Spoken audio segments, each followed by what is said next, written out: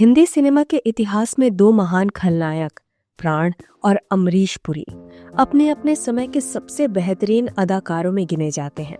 दोनों के अभिनय में ऐसा दम था कि एक दूसरे से श्रेष्ठ प्रतीत होते थे।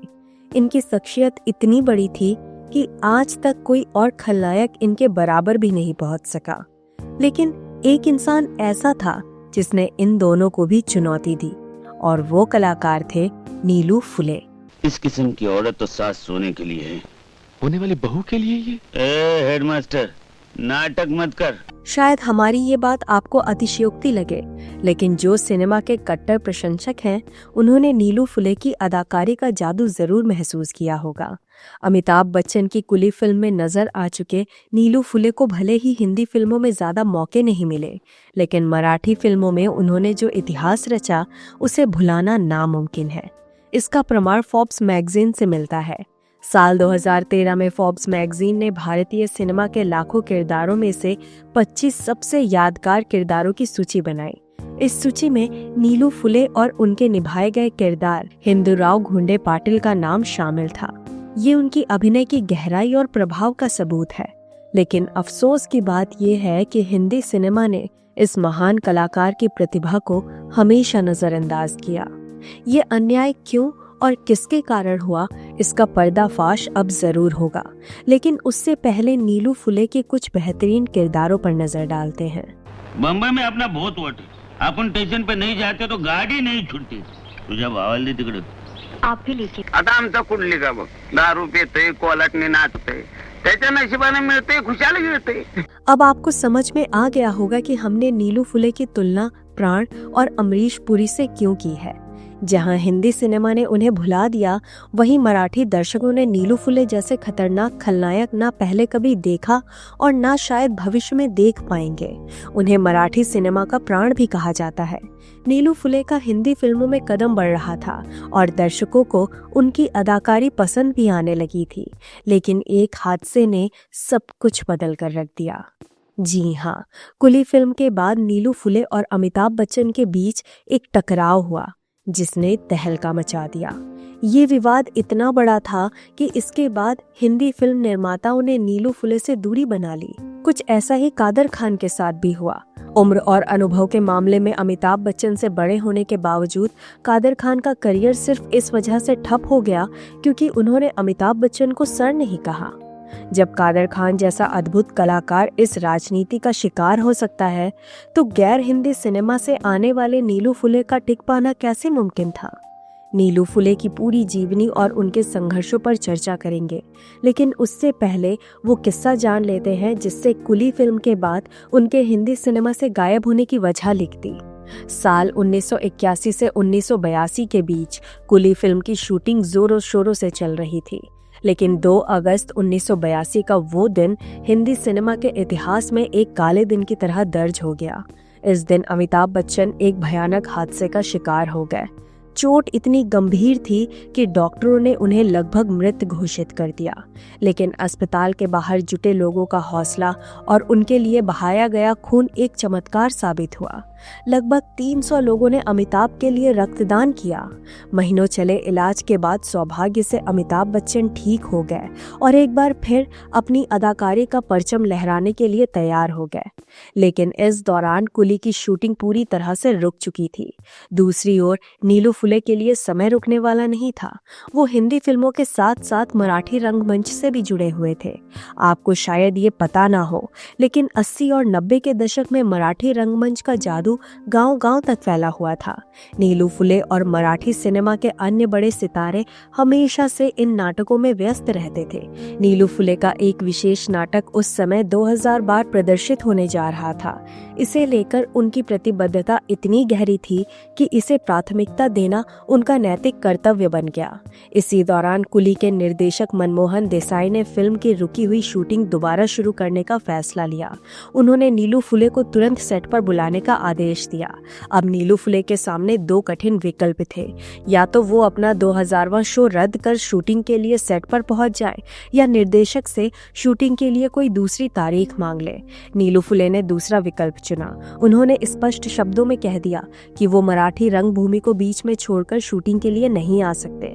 शुरुआत में मनमोहन देसाई ने नीलू फुले की समस्या को समझने की कोशिश की, लेकिन वो खुद भी मुश्किल में थे क्योंकि नीलू फुले और अमिताभ बच्चन के बीच एक बेहद जरूरी सीन शूट करना बाकी था। दोनों ही अपने अपने क्षेत्र के दिग्गज कलाकार थे और उनके डेट्स को मैच कर पाना एक बड़ी चुनौती थी।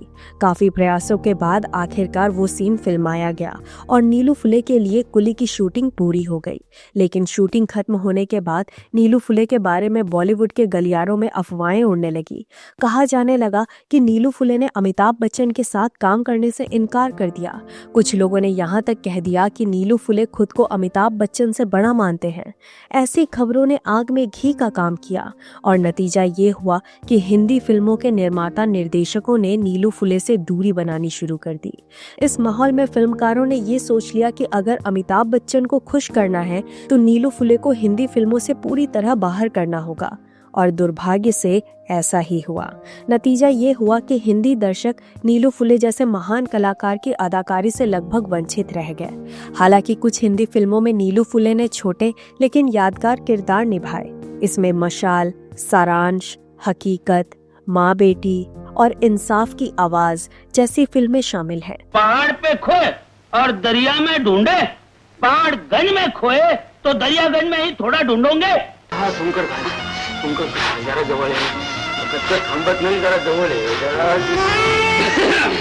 लेकिन सोचने वाली बात यह है कि 200 से भी ज्यादा मराठी फिल्मों में काम करने वाले नीलू फुले की हिंदी फिल्मों की सूची इतनी छोटी क्यों रह गई? शायद अब आपको इसका जवाब मिल गया होगा। तो चलिए अब नीलू फुले की पूरी जीवनी और उनके जीवन के अनकहे किस्सों पर नजर डालते हैं। नीलू फुले का जन्म 4 अप्रैल 1930 को पुणे में हुआ था। उनका असली नाम नीलकंठ कृष्णाजी फुले था, लेकिन लोग उन्हें प्यार से नीलू भाई कहकर पुकारते थे। पुणे के एक कॉलेज में उनकी पढ़ाई चल रही थी और साथ ही वो अपने पारिवारिक व्यवसाय में भी व्यस्त रहते थे। उनका पारिवारिक काम बाग बगीचों की देखभाल और पेड़ पौधों को संरक्षित करना था। नीलू फुले इस काम में आगे बढ़ना चाहते थे, लेकिन जैसे जैसे वो बड़े हुए उनके विचार और प्राथमिकताएं बदलने लगी। भारत की आज़ादी का माहौल उन पर गहरा असर डाल रहा था और उन्होंने महात्मा गांधी के विचारों से प्रेरित होकर उनके बताए मार्ग पर चलना शुरू कर दिया। उस समय पुणे के एक मेडिकल कॉलेज के बगीचे की देखभाल के बदले में उन्हें हर महीने 80 रुपए मिलते थे। इन पैसों से वो 10 रुपए निकालकर महात्मा गांधी के सेवा दल में दान करते थे। आंदोलनों में भाग लेने के दौरान वो रविंद्रनाथ टैगोर के साहित्य से प्रभावित हुए। धीरे धीरे उनका झुकाव साहित्य और लेखन की ओर बढ़ा और उन्होंने लेखक बनने का सपना देखना शुरू कर दिया। साल 1957 में लोकसभा चुनाव के माहौल के बीच उन्होंने एक उपन्यास लिखा जिसका नाम था एडिया गवाडाचे काम नाही।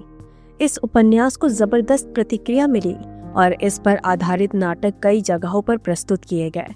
ये वही मोड़ था जब नीलू फुले को पहली बार शोहरत मिलनी शुरू हुई और ये शोहरत उनके जीवन के अंत तक बरकरार रही। 1960 के दशक में उन्होंने नाटकों में अभिनय करना शुरू कर दिया। नीलू फुले के अभिनय की सबसे खास बात यही थी कि वो गांव के भोले भाले किसानों की छवि में खलनायक का किरदार निभाते थे। उनके किरदारों में अक्सर एक कपटी सरपंच, चालाक सेठ, धोखेबाज मालिक या खूनी जमींदार जैसे नकारात्मक पात्र होते थे। उनकी सशक्त अदाकारी और दमदार संवाद अदायगी ने उन्हें जनमानस में बेहद लोकप्रिय बना दिया। नीलू फुले की ये बढ़ती लोकप्रियता जल्द ही महान फिल्मकार वी शांताराम तक पहुंची। शांताराम साहब ने नीलू फुले को अपनी फिल्म पिंजरा में कास्ट किया। ये फिल्म मराठी सिनेमा की एक मील का पत्थर साबित हुई और नीलू फुले को मराठी फिल्मों का सबसे बड़ा खलनायक बना दिया। इसके बाद सिंहासन और सामना जैसी फिल्मों ने उनकी खलनायकी को एक अलग ही ऊंचाई दी। ये फिल्में आज भी मराठी दर्शकों के बीच बेहद पसंद की जाती हैं। नीलू फुले मराठी फिल्मों में हमेशा सक्रिय रहे। उनकी दमदार डायलॉग अदायगी के कारण आज भी उनके डायलॉग्स के मीम्स बनाए जाते हैं और सोशल मीडिया पर खूब साझा किए जाते हैं। दुर्भाग्य से हिंदी सिनेमा के दर्शकों के लिए नीलू फुले एक भूला बिसरा चेहरा हो सकते हैं, लेकिन उनकी असली कहानी जानने के बाद ये साफ है कि वे एक सच्चे कलाकार और प्रेरणादायक व्यक्तित्व थे। उनके जीवन का अंत एक गंभीर बीमारी कैंसर के कारण हुआ। 13 जुलाई 2009 को नीलू फुले ने अपनी अंतिम सांसें ली। अपने आखिरी दिनों में उन्होंने अपना समय अपनी पत्नी रजनी के साथ बिताया। उनकी बेटी गार्गी, जो खुद भी मराठी फिल्मों में सक्रिय है, उनके नाम को आगे बढ़ा रही है। नीलू फुले का जीवन और उनका संघर्ष हमें ये सिखाता है कि सच्ची प्रतिभा भले ही समय और परिस्थितियों के कारण दब जाए, लेकिन वो कभी खत्म नहीं होती। उनकी अदाकारी और उनका योगदान हमेशा याद किया जाएगा। धन्यवाद।